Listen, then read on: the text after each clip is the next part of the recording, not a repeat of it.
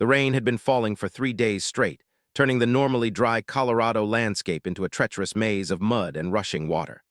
Marcus Sterling stood on the covered porch of his sprawling ranch house, watching the storm with growing concern. At 52, he had weathered many seasons on this land, but something about this storm felt different. The meteorologists on the radio kept talking about record rainfall amounts and potential flooding in the mountain valleys. Marcus owned one of the largest cattle ranches in Jefferson County, spanning nearly 15,000 acres of prime grazing land that had been in his family for 4 generations. The Sterling Ranch was known throughout the state not just for its size, but for Marcus's reputation as a fair employer and generous neighbor. Despite his wealth, which some estimated in the tens of millions, Marcus remained humble and approachable. He still worked alongside his ranch hands during calving season and never missed a community fundraiser or church social. The storm had started as a gentle spring rain on Monday morning. By Tuesday afternoon, it had intensified into a steady downpour that showed no signs of letting up. Now, on Wednesday evening, Marcus could see the usually calm Deer Creek had swollen into a raging torrent that threatened to overflow its banks. The water was carrying debris from upstream, including fallen trees, pieces of buildings, and other remnants of the storm's destructive path. Marcus's foreman, Joe Martinez, approached from the direction of the main barn, his yellow rain slicker dripping water onto the wooden porch planks. Joe had worked for the Sterling family for over 20 years and had become more like a brother to Marcus than an employee. His weathered face showed the same concern that Marcus felt. "Boss, we've got problems," Joe said, removing his soaked hat and shaking the water from it. "The lower pastures are completely flooded. We managed to move most of the cattle to higher ground, but we lost about 50 head that got caught in the flash flood near Miller's Bend. The boys are still out there trying to account for all the livestock." Marcus nodded grimly. Losing cattle was always painful, both financially and personally. Each animal represented not just money, but months of careful breeding and nurturing. "What about the creek? Is it still rising?" "That's what I'm worried about," Joe replied, pointing toward the swollen waterway. "If this rain keeps up through the night, Deer Creek is going to jump its banks for sure. The Weather Service is predicting another 3 to 4 inches before morning. We've already moved all the equipment from the low barns, but if the water reaches the main access road, we're going to be cut off from town." The town Joe referred to was Cedar Falls, a small community of about 3,000 people nestled in the valley below the ranch. Marcus had always felt a responsibility toward the town and its residents. The Sterling Ranch provided jobs for dozens of families, and Marcus had personally funded the construction of a new school and medical clinic in recent years. The thought of being cut off from the community during an emergency troubled him deeply. As if summoned by their conversation, Marcus's cell phone began ringing. The caller ID showed the number for the Jefferson County Sheriff's Department. Marcus answered immediately, knowing that emergency calls during weather like this usually meant serious trouble. "Marcus, this is Sheriff Davidson," came the familiar voice through the phone's speaker. "I hate to bother you during this storm, but we've got a situation developing down here in town. The National Weather Service just issued a flash flood warning for our entire valley. They're predicting that several creeks and tributaries could overflow within the next few hours." Sheriff Tom Davidson had been a friend of Marcus's for over 15 years. They had served together on the County Planning Commission and had collaborated on numerous community improvement projects. Tom was a straight shooter who didn't panic easily, so the urgency in his voice immediately caught Marcus's attention. "What do you need, Tom?" Marcus asked without hesitation. "We're organizing an evacuation of the low-lying areas near Beaver Creek and Mill Run. Problem is, we don't have enough vehicles or manpower to get everyone out safely. I know your ranch roads are on higher ground, and I was wondering if you could spare some trucks and maybe a few of your boys to help with the evacuation effort." Marcus didn't hesitate. "Of course, how many vehicles do you need and where do you want us to meet you?" "If you could bring 3 or 4 pickup trucks and maybe that big flatbed you use for hay hauling, that would be a huge help. We're setting up a staging area at the community center on Main Street. Can you be here in about an hour?" "We'll be there in 45 minutes, Marcus replied, already mentally cataloging which vehicles were available and which of his ranch hands he could spare for the mission. After ending the call, Marcus quickly explained the situation to Joe, who immediately began organizing the rescue effort. Within 30 minutes, they had assembled 4 pickup trucks, the large flatbed truck, and 6 experienced ranch hands who knew the local roads like the back of their hands. Marcus decided to drive one of the trucks himself, despite Joe's protests about the dangers of the flooded roads. The drive to Cedar Falls normally took about 20 minutes, but the storm had transformed the familiar route into an obstacle course of standing water, fallen branches, and rushing streams where none had existed before. Marcus drove slowly and carefully, his headlights cutting through the driving rain and illuminating a landscape that seemed almost alien in its transformation. As they descended into the valley, the extent of the flooding became apparent. Fields that should have been planted with spring crops were now temporary lakes reflecting the gray sky. The usually modest Beaver Creek had become a muddy torrent that had already claimed several outbuildings and was threatening homes that had stood safely for decades.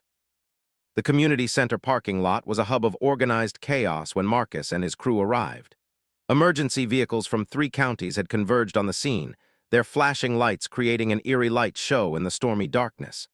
Sheriff Davidson immediately approached Marcus's truck, relief evident on his rain-soaked face.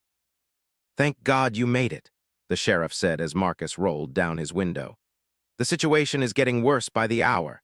We've got about 200 people in the evacuation zone, including several elderly residents and a few families with small children. The Red Cross is setting up an emergency shelter at the high school, but we need to get people there before the roads become completely impassable." For the next 2 hours, Marcus and his team worked tirelessly to evacuate residents from the flood-threatened areas.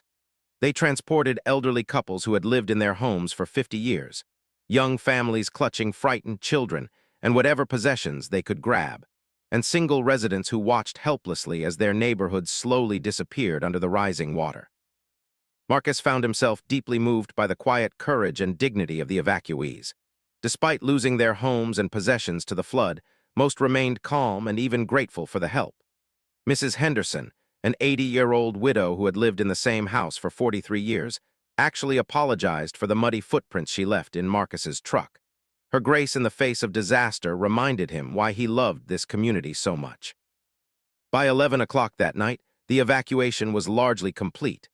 The emergency responders had successfully moved everyone from the immediate danger zones to higher ground. Marcus was preparing to head back to the ranch when Sheriff Davidson approached him one final time. "Marcus, I can't thank you enough," the sheriff said, exhaustion evident in his voice. "You and your boys probably saved a dozen lives tonight. The water is rising faster than we predicted, and if we hadn't gotten everyone out when we did." He left the sentence unfinished, but Marcus understood the implication. "Just glad we could help, Tom. Is there anything else you need?" "Actually, there is one more thing. We've had reports of a car that went off Highway 34 about 5 miles north of here. The driver apparently tried to cross a flooded section of road and got swept away. Search and Rescue is organizing a team to look for survivors, but they're asking for volunteers with 4-wheel drive vehicles who know the back roads. I hate to ask, given everything you've already done tonight, but..." Marcus was already reaching for his keys. "Count me in. Where do we meet?" The search and rescue staging area was located at the intersection of Highway 34 and County Road 15, where the pavement gave way to a network of gravel roads that wound through the foothills. When Marcus arrived, he found a coordinated effort involving teams from 3 counties, the state patrol, and a helicopter that was grounded due to the weather conditions. The incident commander, a seasoned emergency responder named Captain Rodriguez, briefed the assembled volunteers on the situation. The missing vehicle was a blue sedan that had been spotted by another driver going into the water near mile marker 23. The witness had called 911 immediately, but by the time emergency responders arrived at the scene, both the car and the occupant had been swept downstream. "The good news is that the creek follows a fairly predictable path for about 10 miles before it reaches the main river," Captain Rodriguez explained, pointing to a detailed topographical map spread across the hood of his command vehicle. "There are several places where debris tends to get caught up, and that's where we're most likely to find the vehicle. The bad news is that most of these locations are only accessible by back roads that may be partially flooded." Marcus studied the map carefully, noting several locations where he had helped search for lost cattle over the years. His familiarity with the terrain could be valuable in a situation like this, where every minute counted. The captain divided the volunteers into teams of 2 vehicles each, assigning specific search areas based on their equipment and local knowledge. Marcus found himself partnered with Sarah Chen, a local EMT who drove an ambulance equipped for rough terrain. Sarah was in her early 30s, with black hair pulled back in a practical ponytail and intelligent eyes that reflected both compassion and determination. She had moved to Cedar Falls 3 years earlier after completing her medical training in Denver, and had quickly earned a reputation as one of the most skilled emergency responders in the county. "I've been working this area for 3 years, but I have to admit, I don't know the back roads as well as I should," Sarah said as they prepared to head out. "Sheriff Davidson said you've lived here your whole life." "Born and raised," Marcus confirmed. "My family's ranch is about 10 miles upstream from here. I've been riding and driving these roads since I was old enough to hold reins. If there's a car stuck somewhere in the creek system, we'll find it." Their assigned search area covered a 5-mile stretch of Mill Creek, including several locations where the waterway made sharp turns that could trap debris. The rain was still falling heavily, making visibility poor and the roads treacherous. Marcus led the way in his truck, with Sarah following close behind in the ambulance. The first 3 potential locations yielded nothing but fallen trees and assorted debris carried by the flood. At each stop, Marcus and Sarah would wade into the rushing water as far as safety allowed, using powerful flashlights to search for any sign of the missing vehicle. The work was dangerous and exhausting, but neither of them considered giving up. It was nearly 2 o'clock in the morning when they reached their 4th search location, a sharp bend in the creek where a grove of mature cottonwood trees created a natural debris trap. Marcus immediately noticed that the water level here was higher than he had ever seen it, and the current was strong enough to move objects as large as refrigerators. As they approached the water's edge, Sarah suddenly grabbed Marcus's arm. "Wait," she said, pointing toward a cluster of fallen trees about 50 yards downstream. "Do you see that? There's something metallic caught in those branches." Marcus followed her gaze and spotted what she had seen, a glint of blue paint barely visible through the tangle of debris. Without hesitation, both of them began working their way toward the trapped object, using fallen logs as stepping stones and grabbing onto sturdy branches for support. As they got closer, it became clear that they had found the missing sedan. The car was upside down, wedged between 2 large cottonwood trees that had fallen during the storm. The vehicle was partially submerged, with only the undercarriage and rear wheels visible above the rushing water. "There could still be someone inside," Sarah said, her EMT training immediately taking over. "We need to check for survivors." Marcus nodded, already assessing the best approach to reach the vehicle safely. The current was too strong to wade directly to the car, but the fallen trees created a relatively stable bridge that could support their weight if they moved carefully. Working together, Marcus and Sarah carefully made their way across the makeshift bridge of fallen logs toward the trapped sedan. The rushing water below them roared with a force that seemed to shake the very trees they were using for support. Marcus went first, testing each step and calling back warnings about loose branches and slippery surfaces. Sarah followed close behind, carrying her emergency medical kit in a waterproof bag. When they reached the overturned vehicle, Marcus immediately began looking for the best way to access the interior. The driver's side was completely underwater, but the passenger side was elevated just enough that they might be able to reach it. The windows were all shattered, probably from the impact of rolling over, which made their job both easier and more dangerous due to the broken glass scattered everywhere. "I'm going to try to get a look inside," Marcus called to Sarah over the noise of the rushing water. "Can you hold onto my belt? If I slip, you'll need to pull me back." Sarah positioned herself securely and grabbed hold of Marcus's leather belt with both hands. Marcus then lowered himself down toward the passenger side window, using his flashlight to peer into the dark interior of the submerged car. What he saw made his heart sink. A woman was trapped inside the vehicle, held in place by her seatbelt and apparently unconscious. She appeared to be in her 30s, with long blonde hair that floated eerily in the water that filled the lower portion of the car. Her head was tilted back at an angle that kept her face just above the water line, but Marcus could see that the water level inside the car was still rising. "There's someone in here," Marcus shouted to Sarah. "A woman, and she's still alive, but we don't have much time. The water is rising fast." Sarah immediately began unpacking her medical equipment, while Marcus assessed the best way to extract the victim. The woman's seatbelt was still locked in place, and her left leg appeared to be trapped under the collapsed dashboard. Even if they could cut her free, getting her out of the car and safely back to shore would require careful coordination. "I need to get closer," Sarah said, positioning herself beside Marcus at the edge of the overturned vehicle. "Can you support my weight while I check her condition?" Marcus braced himself against the tree trunk and held Sarah's safety rope as she lowered herself toward the trapped woman. Using a waterproof penlight, Sarah quickly assessed the victim's vital signs and breathing. After a moment, she called back with cautiously optimistic news. "She's breathing, but she's hypothermic and probably has a head injury. Her pulse is weak but steady. We need to get her out of here immediately, or she's not going to make it." The rescue operation required careful planning and split-second timing. Marcus used his pocket knife to cut through the seatbelt, while Sarah supported the woman's head to keep her airway clear. The biggest challenge was freeing her trapped leg without causing additional injury. The dashboard had collapsed during the rollover, pinning her left foot beneath a twisted piece of metal. Working together, they managed to create enough leverage to lift the dashboard slightly and slide the woman's foot free.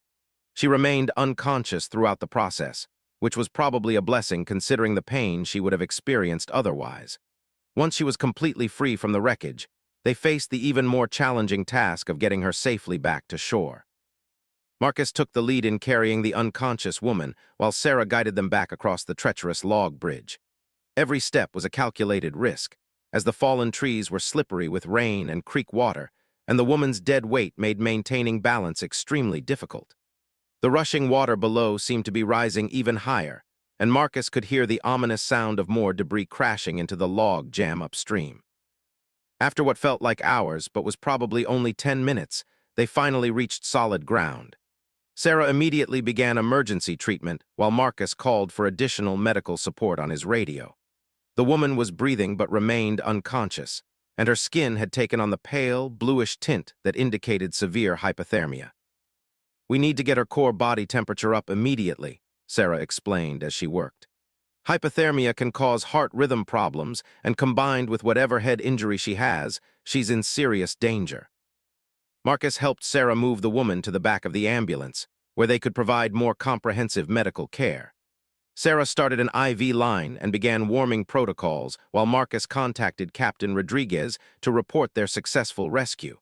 Within minutes, they were racing through the flooded countryside toward the regional medical center in the county seat. During the 40-minute drive to the hospital, the woman drifted in and out of consciousness several times. Each time she awakened, she seemed confused and disoriented, which Sarah explained was typical for someone with a head injury and severe hypothermia.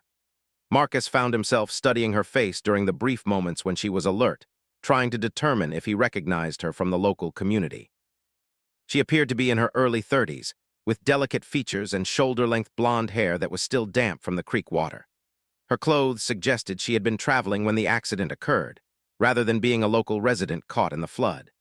She wore a business suit that had once been navy blue but was now stained with mud and creek water, and her shoes were the type worn by someone who worked in an office rather than someone familiar with rural back roads. When they arrived at Jefferson County Regional Medical Center, the emergency room staff was already prepared for their arrival. Sarah had radioed ahead with the patient's condition and vital signs, allowing the hospital team to have warming equipment and monitoring devices ready. As they transferred the woman from the ambulance to the emergency room gurney, she briefly opened her eyes and looked directly at Marcus. For just a moment, her gaze seemed to focus, and Marcus thought he saw recognition in her eyes. But before he could be certain, she lost consciousness again, and the medical team whisked her away for immediate treatment. Marcus found himself wondering who she was and what had brought her to this remote area during such dangerous weather conditions. The emergency room physician, Dr. Patricia Williams, was someone Marcus knew from various community functions. She had been practicing emergency medicine for over 20 years and had seen her share of weather-related injuries and accidents.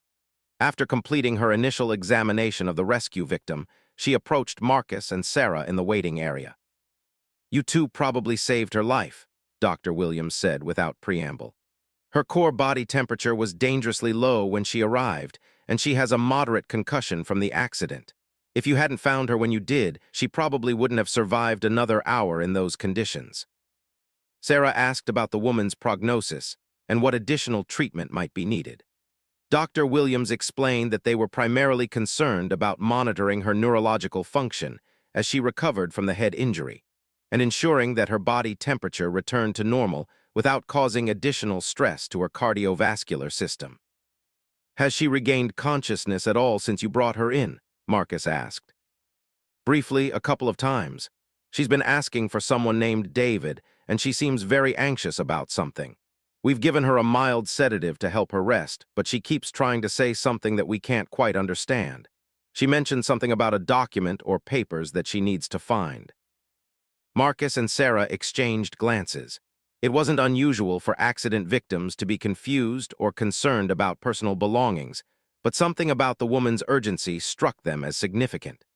Marcus made a mental note to check with the sheriff's department about whether any personal effects had been recovered from the vehicle.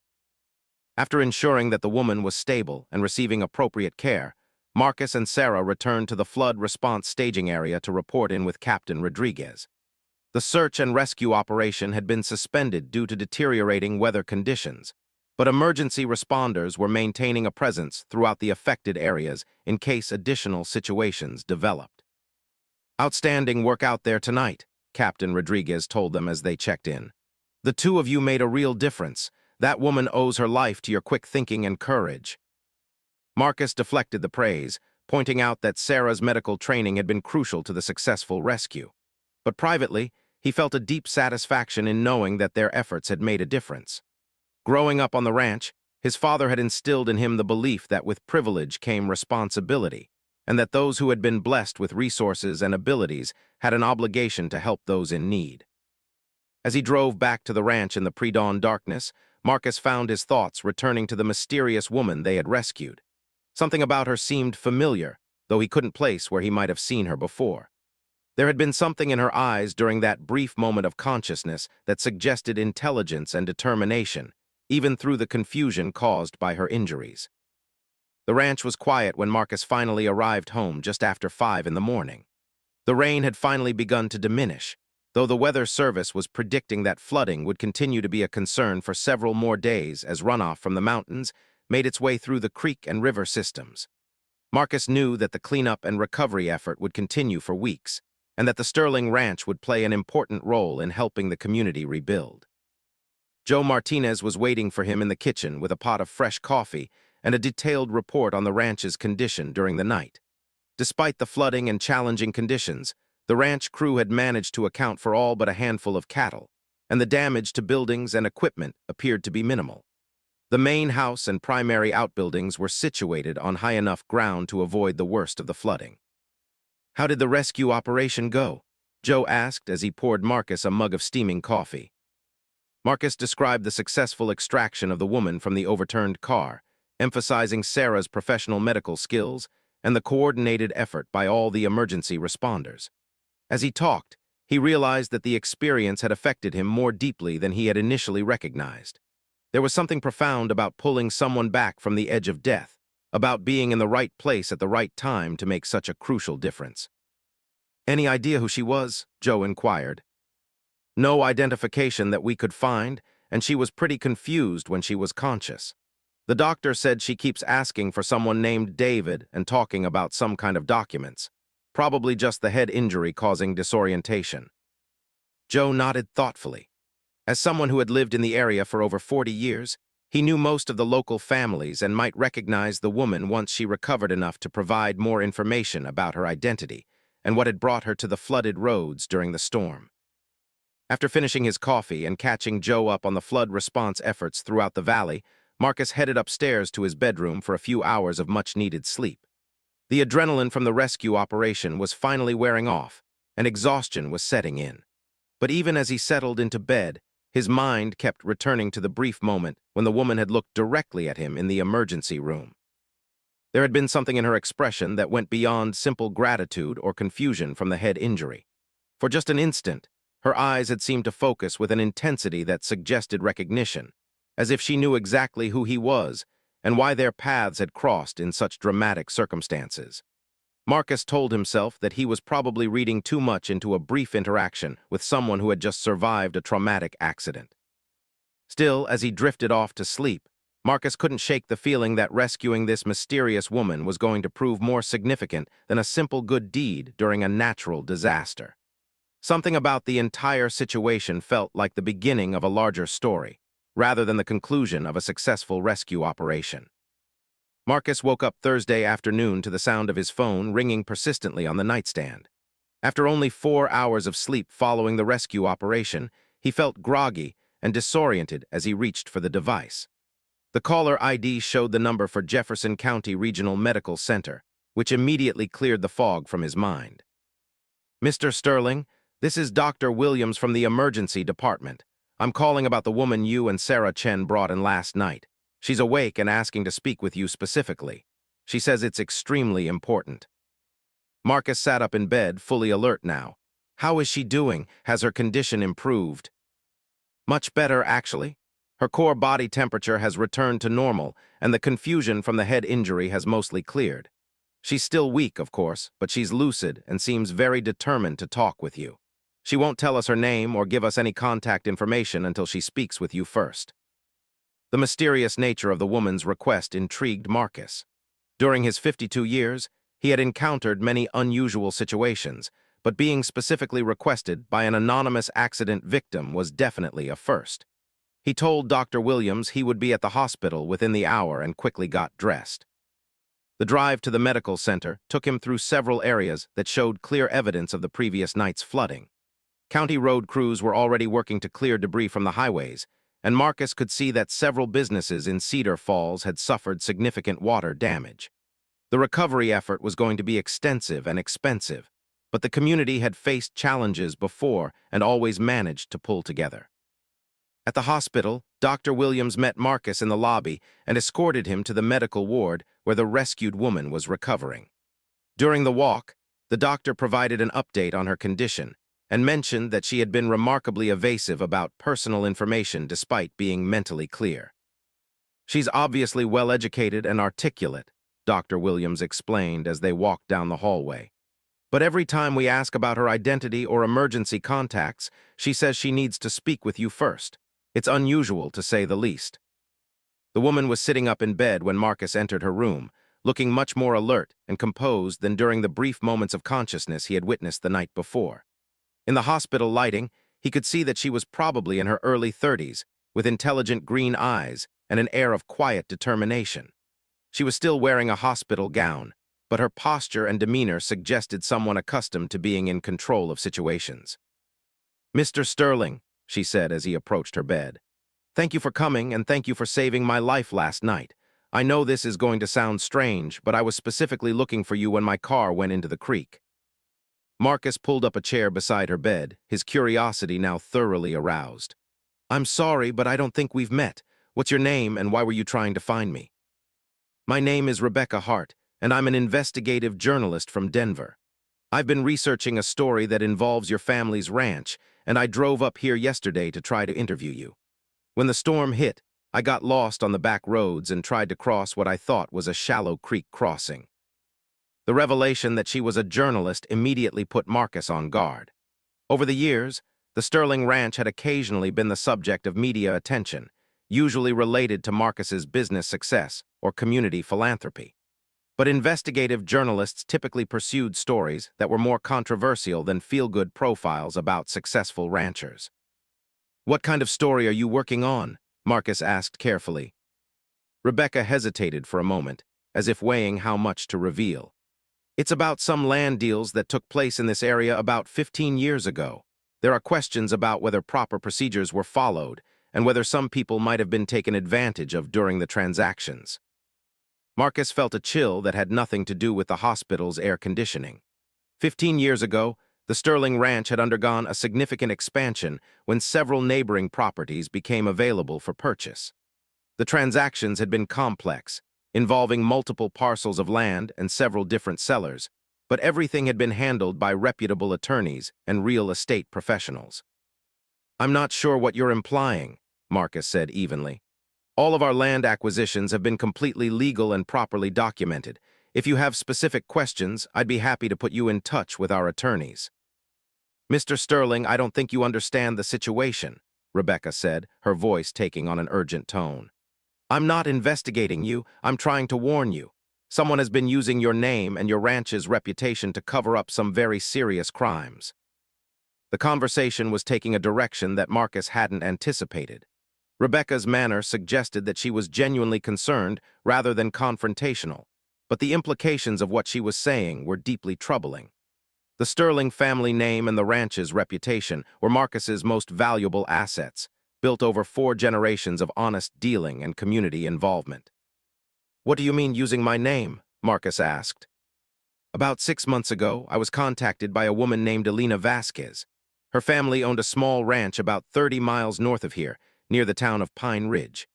In 2010, they lost their property in what they were told was a legitimate foreclosure sale. But Elena has been doing research, and she discovered that the documents filed with the county show that the Sterling Ranch was the buyer of their property." Marcus felt his stomach drop. He had never heard of Elena Vasquez or her family, and the Sterling Ranch had definitely never purchased property near Pine Ridge. All of their land acquisitions were carefully documented and had been reviewed multiple times by attorneys and accountants over the years. "That's impossible," Marcus said firmly.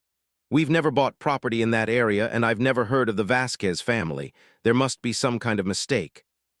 "That's exactly what I thought when Elena first contacted me," Rebecca replied. "But when I started investigating, I found similar cases involving at least 3 other families who lost properties under questionable circumstances. In each case, the county records show that the Sterling Ranch was involved in the purchase, but the details don't match any legitimate transactions."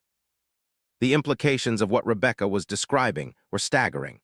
Someone was apparently using the Sterling Ranch's name and reputation to cover up fraudulent land deals, possibly involving forgeries and other serious crimes.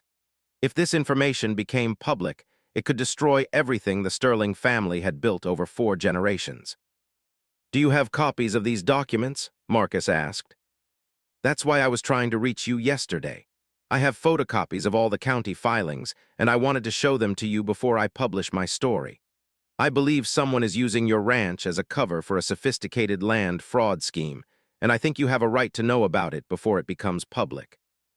Rebecca reached for a waterproof bag that was sitting on the bedside table. "I managed to grab this when I realized my car was going into the creek. These documents could prove your innocence, but they also show the scope of what someone has been doing in your name." Marcus examined the papers that Rebecca handed him, and his worst fears were immediately confirmed. The documents appeared to be official county filings showing the transfer of 4 different properties to the Sterling Ranch between 2009 and 2011. The legal descriptions, deed numbers, and filing dates all looked legitimate, but Marcus knew with absolute certainty that none of these transactions had ever taken place. More troubling still, the documents bore what appeared to be Marcus's own signature on several of the transfer documents. The signature was close enough to be convincing to someone who didn't know him well, but Marcus could see subtle differences that suggested it was a skilled forgery. "This is identity theft on a massive scale," Marcus said, studying the paperwork more closely. "Someone has been systematically using our name and forged documents to steal people's land. Have you contacted law enforcement about this?" "That's where it gets complicated," Rebecca replied. "Elena Vasquez filed complaints with both the state attorney general's office and the FBI, but the investigations seem to have stalled. She suspects that someone with influence has been blocking the inquiries, and that's why she contacted me. She hoped that media attention might force law enforcement to take action." Marcus was beginning to understand the scope of the problem they were facing. Land fraud cases involving forged documents and stolen identities typically required extensive investigations by specialized law enforcement units. If someone had been covering up the crimes for years, bringing the truth to light was going to require careful strategy and probably significant legal resources. "What do you need from me?" Marcus asked. "I need you to go on the record stating that these transactions never took place, and that you believe your identity has been stolen for criminal purposes. With your cooperation, I can write a story that exposes the fraud while making it clear that you and your ranch are victims, not perpetrators." Marcus considered the proposal carefully. On one hand, cooperating with Rebecca could help clear his name and expose whoever was responsible for the crimes. On the other hand, any media attention about land fraud could damage the ranch's reputation, even if the articles made it clear that Marcus was innocent. "Before I agree to anything, I want to verify these documents independently," Marcus said. "I'll have my attorneys review the county records and confirm that these filings exist. If everything checks out the way you've described, then I'll cooperate fully with your investigation." "That's fair," Rebecca replied. "But there's something else you need to know. Elena Vasquez disappeared 3 weeks ago. Her family filed a missing person report, but the police haven't found any leads. I'm worried that whoever is behind this land fraud scheme might be willing to hurt people to keep their crimes secret." The news about Elena Vasquez's disappearance added an ominous dimension to the situation. What had seemed like a case of financial fraud was now potentially connected to something much more dangerous. Marcus realized that Rebecca herself might be in danger, especially if her investigation had come close to exposing the perpetrators. "Are you concerned about your own safety?" Marcus asked. "I am now," Rebecca admitted. "Yesterday's car accident might not have been as accidental as I initially thought. I was following directions from my GPS to reach your ranch, but the route it gave me didn't make any sense. It directed me to drive through an area that local residents would know was prone to flooding. I'm starting to wonder if someone might have hacked my GPS to deliberately send me into danger." The possibility that Rebecca's accident had been an attempted murder cast her rescue in an entirely different light. If Marcus hadn't been participating in the flood response effort, and if he and Sarah hadn't happened to search that particular section of creek, Rebecca might have died before she could expose the land fraud scheme. "We need to contact law enforcement immediately," Marcus said. "If people are disappearing and you're being targeted, this has gone way beyond financial crimes." "I agree, but we need to be careful about who we trust. If someone has been covering up these crimes for years, they probably have contacts in law enforcement or county government. We need to find someone we can trust completely." Marcus thought about the various law enforcement officials he knew personally. Sheriff Davidson was honest and competent, but a case involving federal crimes and potential murder was probably beyond the scope of his department's capabilities. The state attorney general's office had apparently failed to pursue Elena's complaints, which suggested that the corruption might reach to the state level. "I know someone at the FBI," Marcus said after considering their options. "Agent Sarah Mitchell works out of the Denver field office. She's handled fraud cases before, and I trust her completely. She helped investigate some cattle rustling cases a few years ago, and she impressed me as being both competent and honest." Rebecca nodded her agreement. "That sounds like our best option, but we need to be careful about how we approach this. If the wrong people find out that I survived the accident and still have these documents, they might try again." Marcus realized that Rebecca's safety was now his responsibility, at least until they could get law enforcement involved. The thought of someone using his family's name to steal land and possibly commit murder filled him with a cold anger that he hadn't felt in years. Whoever was behind these crimes had made a serious mistake by targeting the Sterling Ranch. Marcus spent the next hour on the phone with Agent Sarah Mitchell from the FBI's Denver field office, explaining the situation and arranging for her to drive up to Cedar Falls that evening. Agent Mitchell had been investigating white-collar crime for over 12 years and immediately recognized the sophisticated nature of the fraud scheme Rebecca had uncovered. She agreed that the disappearance of Elena Vasquez elevated the case to a priority level that required immediate federal intervention. "I'm bringing a team of forensic accountants and document specialists," Agent Mitchell told Marcus during their phone conversation. "If someone has been operating this kind of fraud scheme for years, there will be a paper trail that we can follow. The key is going to be protecting your witness and making sure she has everything she needs to testify." The reference to Rebecca as "your witness" struck Marcus as significant. Somehow, in the space of 24 hours, he had gone from being a successful rancher helping with flood relief to being the protector of a journalist whose investigation could expose major crimes. The responsibility felt heavy, but Marcus knew that his family's reputation and possibly several people's lives depended on getting this right. Dr. Williams agreed to discharge Rebecca into Marcus's care that evening, with the understanding that she would continue to receive follow-up medical attention as needed. The doctor was clearly curious about the circumstances surrounding Rebecca's case, but professional discretion prevented her from asking too many questions about why an FBI agent was driving up from Denver to interview a car accident victim. When Agent Mitchell arrived at the hospital at 6 o'clock that evening, Marcus was immediately impressed by her professionalism and attention to detail. She was a woman in her early 40s, with graying hair and sharp eyes that seemed to catalog everything in the room within seconds of entering. She had brought two specialists with her, a forensic accountant named David Kim and a document examiner named Patricia Hernandez. Rebecca walked the team through her investigation step by step, starting with Alina Vasquez's initial contact 6 months earlier and ending with her discovery that the GPS in her car might have been compromised. Agent Mitchell took detailed notes and asked pointed questions about the timeline of events and the specific evidence Rebecca had gathered. "The pattern you've identified is consistent with sophisticated organized crime," Agent Mitchell said after reviewing the documents. "This isn't some local scam artist forging a few papers. Someone with significant resources and technical capabilities has been systematically stealing properties and covering their tracks for years." David Kim, the forensic accountant, was particularly interested in the financial aspects of the fraud. "The properties that were stolen represent millions of dollars in value," he explained as he studied Rebecca's research. "If the perpetrators have been selling these lands to legitimate buyers, they've created a complex money laundering operation that could involve dozens of innocent parties." Patricia Hernandez examined the forged signatures on the transfer documents using a high-powered magnifying glass and specialized lighting equipment she had brought from Denver. After several minutes, she looked up with a grim expression. "These forgeries are exceptionally well done," she reported. "Someone had access to multiple examples of Mr. Sterling's genuine signature, and they used professional-grade equipment to create these fakes.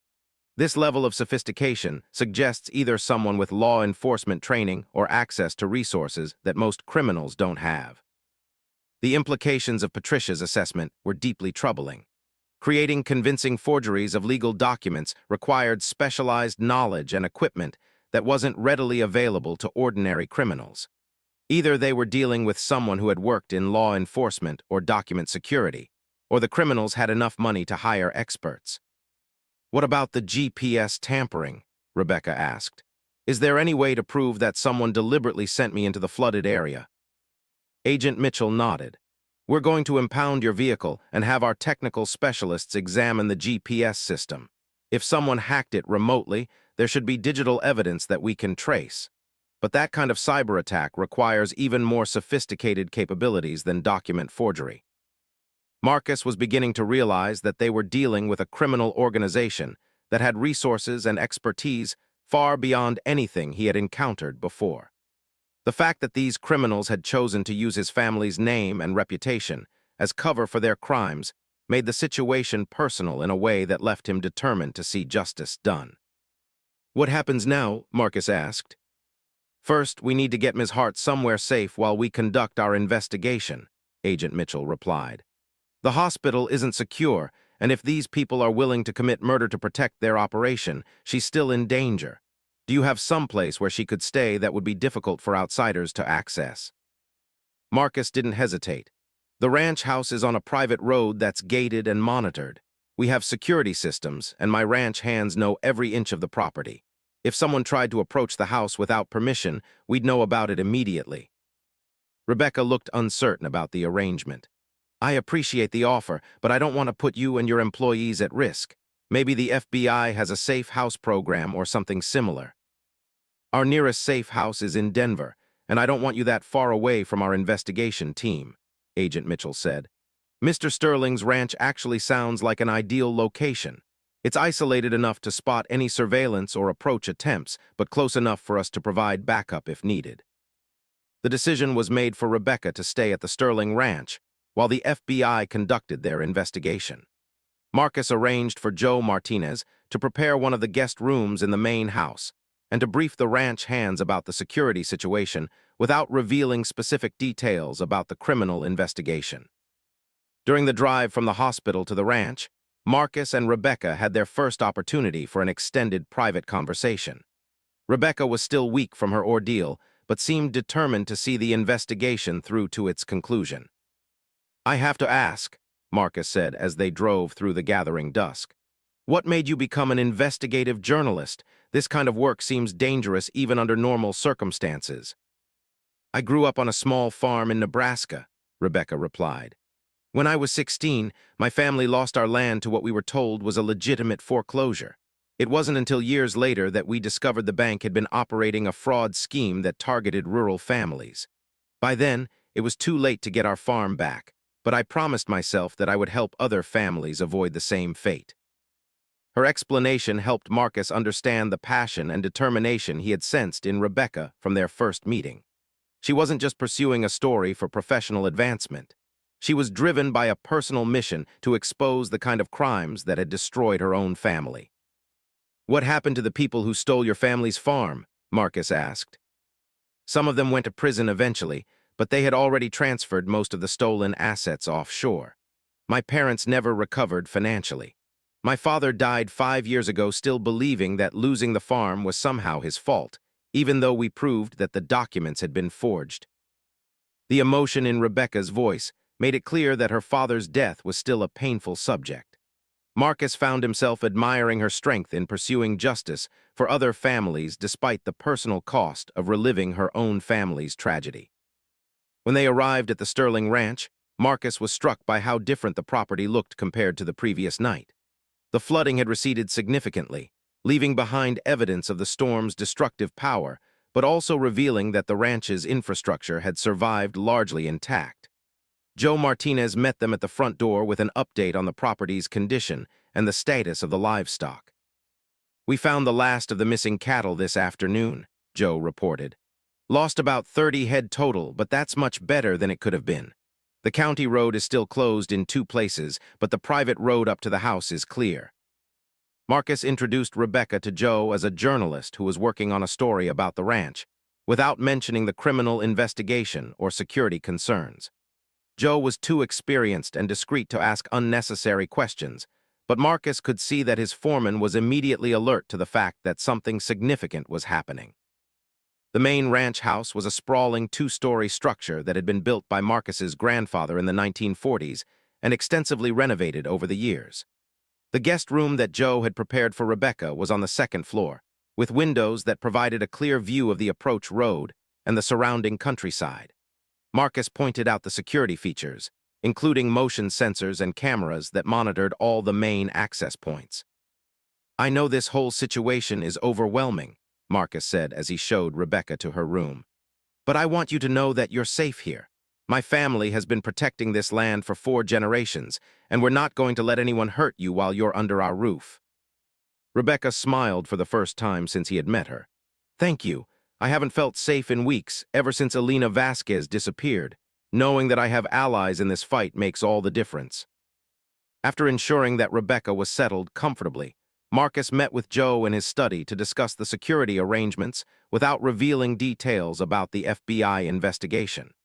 Joe had military experience from his service in the Navy, and Marcus trusted his judgment about defensive measures.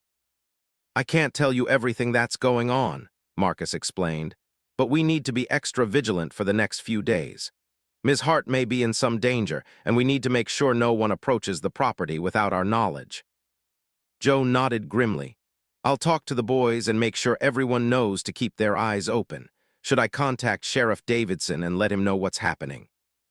"The FBI is handling the law enforcement side of things. Our job is just to provide security until they can resolve the situation." That evening, Marcus found himself reflecting on how drastically his life had changed in just 2 days. He had gone from being a successful rancher, focused on weather and cattle prices, to being involved in a federal investigation that could expose crimes affecting multiple families and potentially involving murder. The responsibility felt overwhelming, but he knew that his family's honor and the safety of innocent people depended on seeing it through. As he prepared for bed, Marcus checked the security monitors one final time and confirmed that all the motion sensors and cameras were functioning properly.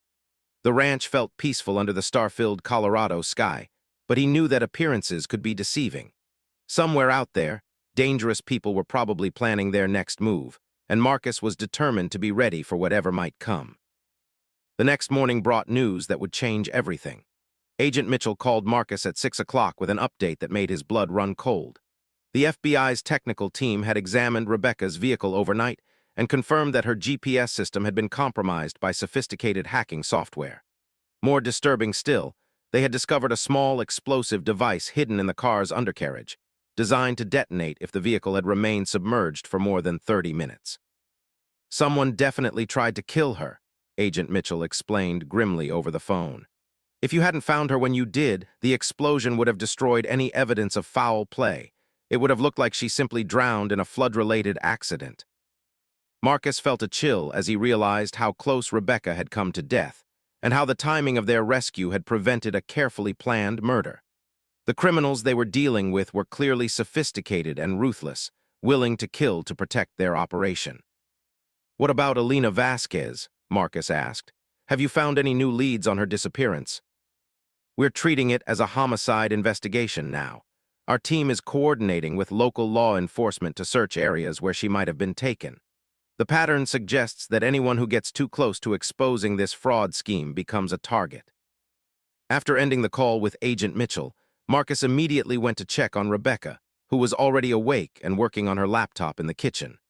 She had been reviewing her research files and trying to identify patterns that might help the FBI track down the perpetrators. "I heard your phone ring early," she said as Marcus joined her at the kitchen table. "Was that Agent Mitchell?" Marcus described the FBI's findings about the explosive device and the confirmation that her accident had been an attempted murder. Rebecca received the news with remarkable composure, though Marcus could see the fear in her eyes despite her outward calm. "I keep thinking about Alina Vasquez," Rebecca said quietly. "She was just trying to get justice for her family, and now she's probably dead because of it. I can't let her sacrifice be meaningless." "You won't," Marcus assured her. "But we need to be smart about how we proceed. These people have already tried to kill you once, and they'll try again if they get the chance." As they discussed the situation, Joe Martinez appeared in the kitchen doorway with an urgent expression on his weathered face. "Boss, we've got company. 2 men in a black SUV just turned off the county road onto our private access road. They're driving slow, like they're looking the place over." Marcus immediately activated the ranch's security system, bringing up camera feeds from various locations around the property on his laptop screen. The black SUV was indeed proceeding slowly up the winding dirt road, with the occupants clearly studying the terrain and buildings as they approached. "Call Agent Mitchell right now," Marcus told Rebecca as he reached for the gun cabinet in his study. "Tell her we may have a situation developing." Joe had already moved to the gun rack near the kitchen door and was checking the ammunition in his hunting rifle. His military training was evident in the calm, methodical way he prepared for potential trouble. "How many escape routes do we have from the house?" Rebecca asked as she dialed the FBI number. "3," Marcus replied, pointing to different exits. "The front door, the back door that leads to the barn area, and the basement door that opens into the root cellar. From there, you can reach the creek bed and work your way downstream to the county road." The black SUV stopped about halfway up the access road, just beyond the range of the security cameras. Through binoculars, Marcus could see 2 men sitting in the vehicle, apparently making phone calls or consulting some kind of electronic equipment.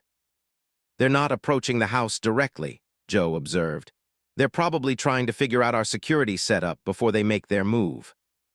Agent Mitchell answered Rebecca's call immediately and confirmed that an FBI response team was already en route to the ranch. But even driving at high speed, they were at least 20 minutes away from the remote location. "Stay inside the house and away from windows," Agent Mitchell instructed over the speakerphone. "Don't engage unless they actually attack the building. We have backup coming, but you need to buy us some time." For 10 tense minutes, the standoff continued with the SUV remaining stationary while Marcus, Joe, and Rebecca monitored the situation from inside the house. Then, without warning, the vehicle suddenly accelerated toward the main house, with both occupants clearly visible now as armed men wearing tactical gear. "Here they come," Joe announced grimly, taking position at a window that provided a clear field of fire toward the approaching vehicle. Marcus moved to protect Rebecca, guiding her toward the basement stairs while keeping his own rifle ready. The attackers' plan seemed to be a direct assault on the house, probably hoping to overwhelm the defenders before law enforcement could arrive. The black SUV skidded to a stop about 50 yards from the front porch, and both men immediately jumped out and began advancing on foot toward the house. They moved with military precision, using available cover and clearly communicating with each other through hand signals. Joe fired the first shot, aiming for the engine block of the SUV rather than the men themselves. The bullet struck its target, sending steam rising from the disabled vehicle and eliminating the attacker's primary means of escape. "Federal agents are en route," Marcus shouted toward the approaching men. "You're surrounded and outgunned. Stand down now and no one has to get hurt." The response came in the form of automatic rifle fire directed at the windows of the house. Marcus and Joe immediately returned fire while Rebecca called Agent Mitchell to report that the attack was underway. The gunfight continued for several minutes, with the attackers gradually working their way closer to the house despite the defenders' accurate shooting. It became clear that the men were professionals who weren't going to be deterred by resistance. Just when the situation seemed most desperate, the distinctive sound of helicopter rotors filled the air. An FBI tactical helicopter appeared over the ridge behind the house, immediately spotting the attackers and ordering them to surrender over a loudspeaker. Faced with the arrival of federal reinforcements, one of the attackers immediately dropped his weapon and raised his hands. The second man attempted to flee toward the wooded area behind the barn, but was quickly surrounded by FBI agents who had been deployed from the helicopter. Within minutes, both attackers were in custody, and the immediate danger had passed. Agent Mitchell arrived with additional agents and forensic specialists who immediately began processing the crime scene and interrogating the captured men. "These aren't local criminals," Agent Mitchell reported to Marcus after conducting preliminary interviews with the prisoners. "They're professional assassins who were hired specifically to eliminate Ms. Hart and anyone protecting her. One of them is already offering to cooperate in exchange for federal protection." The revelation that professional killers had been hired to silence Rebecca confirmed that the land fraud scheme was connected to organized crime at the highest levels. Someone with significant resources and connections had been operating this criminal enterprise for years, and they were willing to commit murder to protect it. Over the next several hours, the cooperative prisoner provided information that broke the case wide open. The land fraud scheme was indeed connected to a major organized crime family based in Las Vegas, with connections to corrupt officials in several western states. Elena Vasquez had been murdered 3 weeks earlier because her investigation had come too close to exposing the operation's leadership. The stolen properties were being used as collateral for massive loan fraud schemes that generated hundreds of millions of dollars for the criminal organization. The Sterling Ranch's name had been chosen specifically because of its sterling reputation, and the fact that Marcus was known to be honest and unlikely to be suspected of criminal activity. "The irony is that your reputation for integrity is exactly what made you a target," Agent Mitchell explained to Marcus as they watched FBI teams gather evidence around the ranch.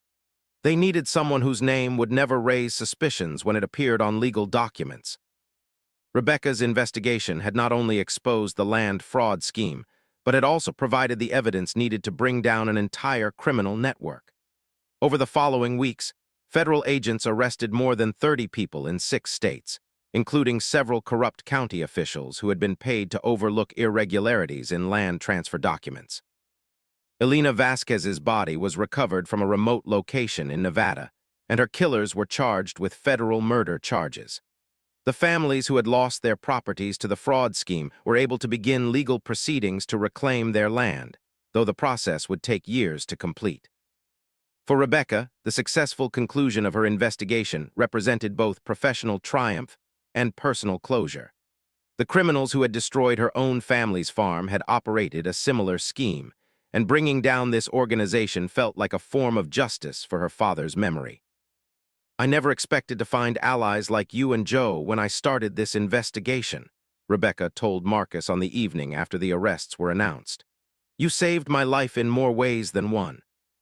Marcus had been thinking about Rebecca's future plans and had a proposal that surprised even himself. "Have you ever considered writing about rural life from a different angle? There are a lot of positive stories out here that deserve to be told, stories about communities that take care of each other, and families who have been building something good for generations." The suggestion that Rebecca might stay in the area and continue her journalism career from the Sterling Ranch was something neither of them had anticipated when they first met in the hospital. But the bond forged through shared danger and mutual respect had created possibilities that neither had considered before. "Are you offering me a job, Mr. Sterling?" Rebecca asked with a smile that transformed her entire face. "I'm offering you a home base for your work, and maybe a chance to tell stories that celebrate the best of rural America instead of just exposing the worst," Marcus replied. "The guest room is yours for as long as you want it, and there's a perfect office space in the old foreman's house that you could use for writing." Rebecca's acceptance of his offer surprised no one who had watched them work together during the crisis. Their partnership had proven effective in ways that went beyond the immediate investigation, and both of them recognized that their future paths were now intertwined. 6 months later, Rebecca's series of articles about the land fraud case won a Pulitzer Prize for investigative journalism. But more importantly to both of them, her stories about life on the Sterling Ranch and the resilience of rural communities had begun changing how people thought about agriculture and small-town America. The wealthy rancher who had pulled a woman from a mudslide had found much more than he bargained for. In saving Rebecca's life, Marcus had discovered a partner who shared his commitment to justice and community, and who brought her own unique strengths to the challenges of rural life in the 21st century. The whispered words that had stopped Marcus cold in the hospital, Rebecca's desperate plea for help in exposing the crimes that threatened innocent families, had led to a partnership that would last for years to come. Together, they had proven that sometimes the most unlikely alliances can achieve the most important victories.